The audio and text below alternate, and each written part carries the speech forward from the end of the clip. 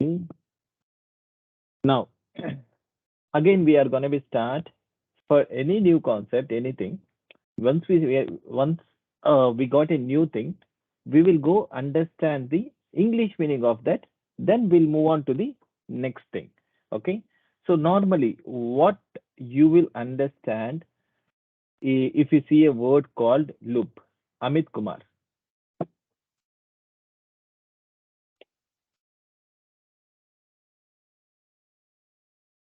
Amit. Yes, sir. Okay. What do you understand if you see a word called loop in the English meaning, basically?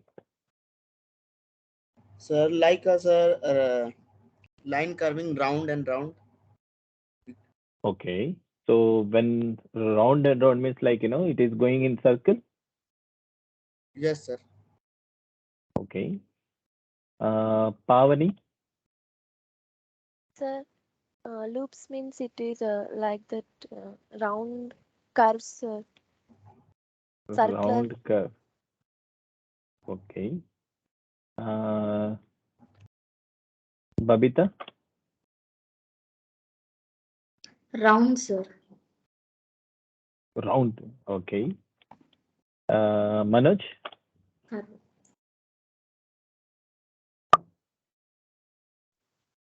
Manoj. Yes, sir. It's kind of, yeah, hello. Sir, can you hear me? Yes. Manoj. Hello. What do you mean Yes. by a English word, a loop? It's kind of like circle, sir, round and round. Like we can say kind of like spring. So everyone saying like, it is going from the round as a circle way. Uh, I would put it into the other way. So it is gonna be start from the one point and it will reach to the one maximum point and it will stop from there. Okay. So that is called a loop. For example, uh, if I take it.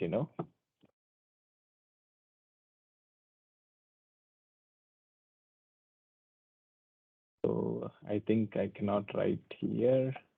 Okay, I'll take the simple one. So take this one. So here, if you see here, it starts from here and it reaches to the maximum and it stops over there. Okay. Again, it starts from the same place and it reaches to the maximum and stops there. So it is rotating, rotating, and it will reach to the maximum and stops over there. That is called a loop. Correct? Right? Yes, sir. Yes, sir. Okay. Yes. So now in this way, we have uh, different types of loops basically. We can put this circle,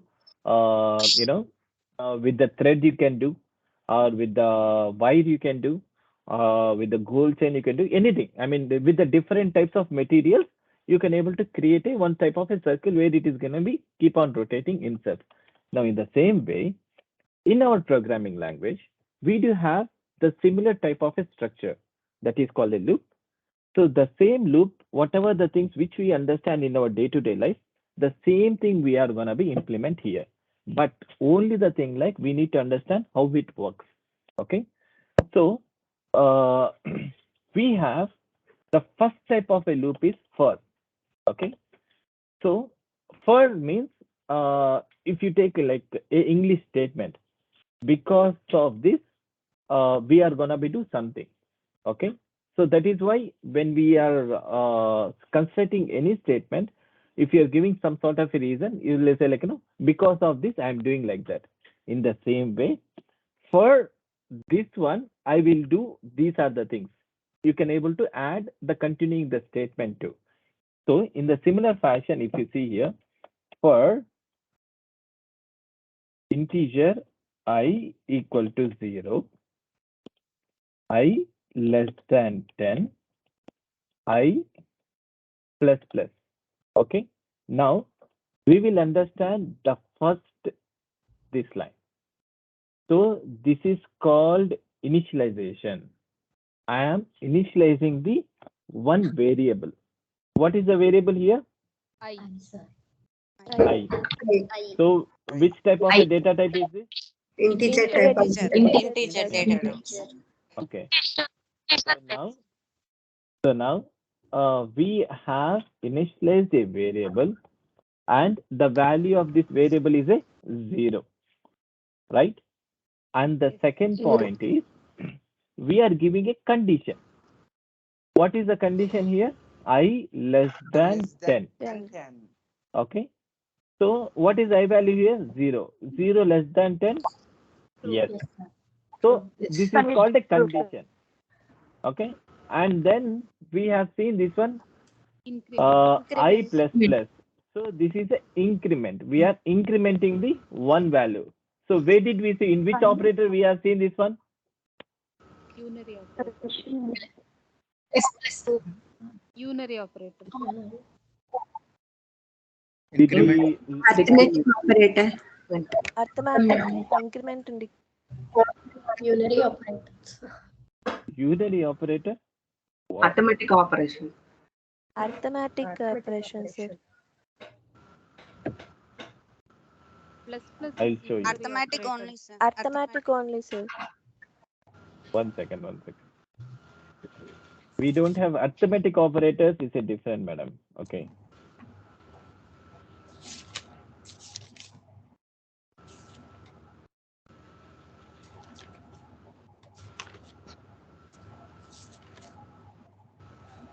It is comes in the different type of operator. I did not remember exactly. Unary operator. It will come with the assignment operators basically. Okay, that's fine. So that's fine. So whatever it is. Now, guys, can you please go on the mute?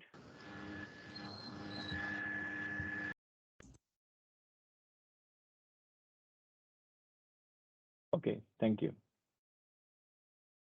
So the first one is like, it's an initialization, and the second part is a conditional, and third part is a increment.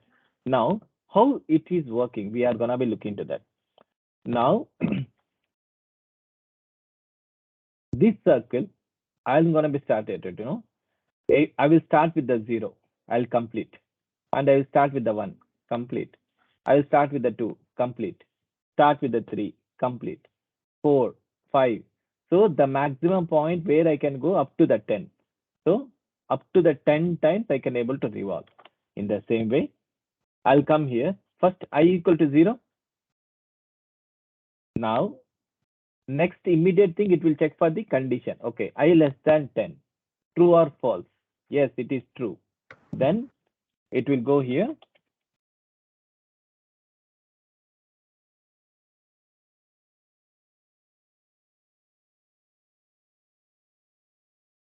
It will print this one. And then next it will go here, and then it will check for the increment. It will increment the I number. I is, what is the value of I? 1. 1 less than 10? Yes, it is true. Then it will come here. So, and it will execute the, if I have 100 lines here in the first block. So whatever the block starts on the end, in this block, I have it some thousands of lines or whatever the lines of code I have written here, all this line would execute, and then it will go back here. For now, for our understanding purpose, I have written only one line. So it will execute this one, and then it will go back. And I plus plus. So I plus plus means it will be 2. Then 2 less than 10. True or false? Yes, it is true. Then it will execute this one. Like that, it will rotate. For example, it comes as a 9. 9 plus plus. Now it is a 10. 10 less than 10. True or false? False. False. It is a false. So once it is false, then automatically it will come out of the loop. Okay? Got it? So this is the way it will work. The first part is the initialization, and then the condition, and third part is a increment. So here increment we can able to do like, there is no hardened rule saying that always it has to be I plus plus.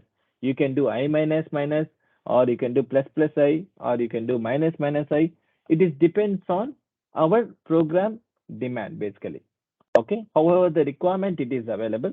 Based on that, we are going to be working on it. Got it? Clear? Yes, sir. Yes, sir. Yes, sir. Yes, sir. Yes. Anyone sir. has any questions?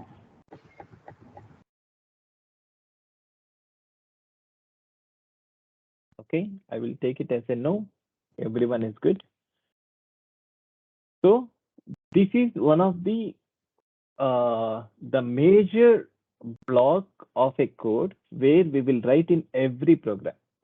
Okay, so you should not have any double-minded questions into this one. Okay, only you have to be very clear so that it would be really helpful into your next programming, whatever you're gonna be written. Okay, now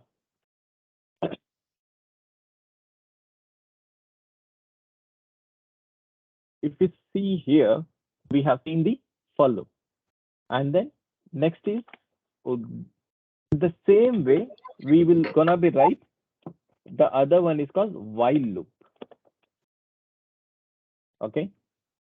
The only difference between the for loop and the while loop is the way we construct these three statements.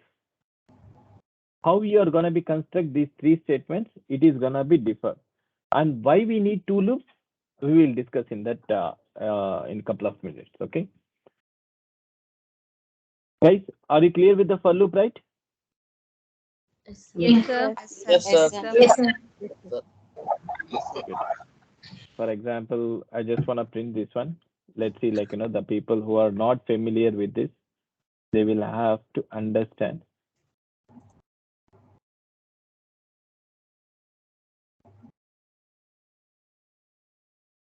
As I said earlier, this is the for loop. Okay. Now, this is the initialization part, and this is the conditional part, and this is the increment part.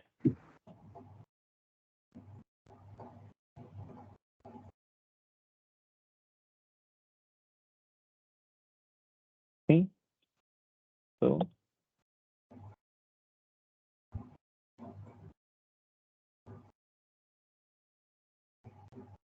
So whatever the lines of code I have written, it is gonna be execute that one.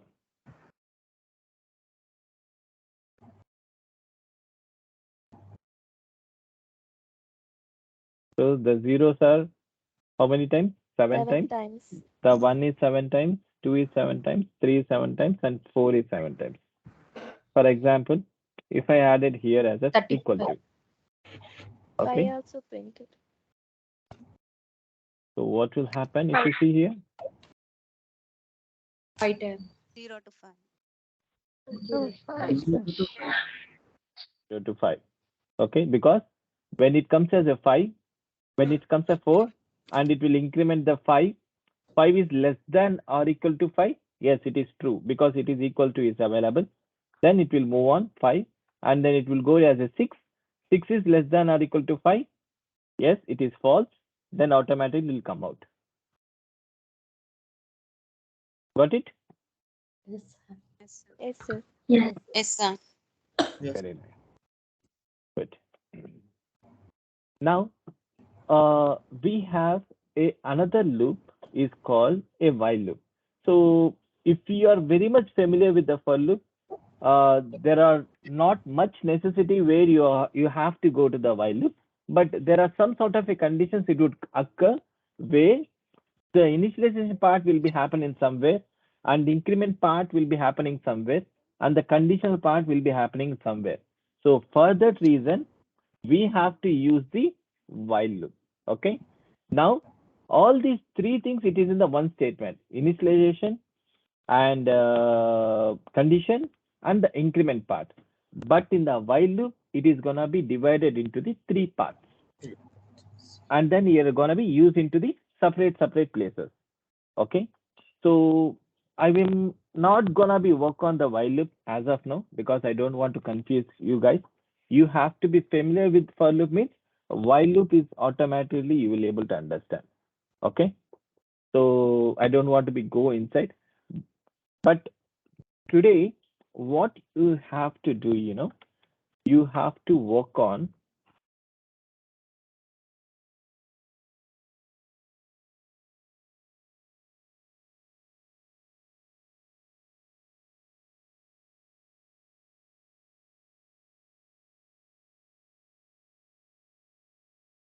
so guys, you need to create this structure of the pyramids and the different types of patterns you have to be do with the Java. Okay, so you can able to find the answers 100% in the internet. Okay, but if you directly find the answers and do it, then it's not gonna be used for anyone. If you understand and do it, then only it would gonna be helpful. And tomorrow, what we are gonna do, we are gonna be go through the each team. I'll randomly choose and ask for the sharing the screen, and I will ask each and every line. Okay, do you understand the point? I will ask each and every line to execute and make me understand how what it does basically. Okay, got it? Yes, sir. Yes, sir. Yes, sir. Sir. Yes, sir. So whatever the structure you wanna do, like you wanna do right angle triangle, okay? So this way, whatever the structures. So I don't want you have to go with only the 3 or 4 structures. Practice 4 to 5 structures and try to implement all these different structures and understand properly and do it and explain me what it is. Got it? Yes, sir. Yes, sir. Yes. Yes, sir. Yes, sir. Yes, sir. So Okay, sir. now, earlier in the if statement, we have seen 3 different types of if statements. One is if else, and second one is else if, and third one is nested if, right? Yes, sir. Yes, sir. In Yes, the sir. same way, Yes, sir. in the Yes, sir. same way, we have a for loop, and we can have a nested for loop also. Means inside the for loop, you will write a one more for loop. Okay, those things you have to be implement in these pyramid patterns, whatever the different patterns which you are gonna be implement. So understand properly and do it. Then we will discuss about the especially the pyramids tomorrow. Okay, Yes, sir. Okay, sir. Okay, sir. Okay, sir. got it? So for today is I don't have anything else, just the for loops. So do your practice well and implement all different types of the patterns and see what we can do by tomorrow. Tomorrow, once that is done, then we are going to be start a new concept called arrays. Once that is done, then we are going to be moving to object-oriented concepts. Got it? Yes, sir. Yes, sir. Okay. Yes, sir. So Yes, sir. Yes, sir. I believe you people already did the object-oriented concepts with Vamsi, right? Vamsi, Saujanya. Saujanya also, No, sir. Saujanya. Saujanya. Three Sweta. people. Okay. Swati. Yeah. Sweta. Swati. Swati also, sir. Okay, no problem. We are gonna be do from the zero. Okay. So Sure, that sir. is the major point. That is the heart of the Java basically. Whatever the things which we are understanding as of now, this all the programming language will be share the same thing. From the next concept, wherever the object programming is gonna be start, from there you can see the real power of Java. Okay. Okay, sir. Okay, Okay, sir. Okay, guys. sir. Okay, So sir. if you have any questions, anything, stay in the call because I'm available. So I'm not going to take anything further. If you have any questions, you can stay in the call, or else apart from anyone you can drop it off.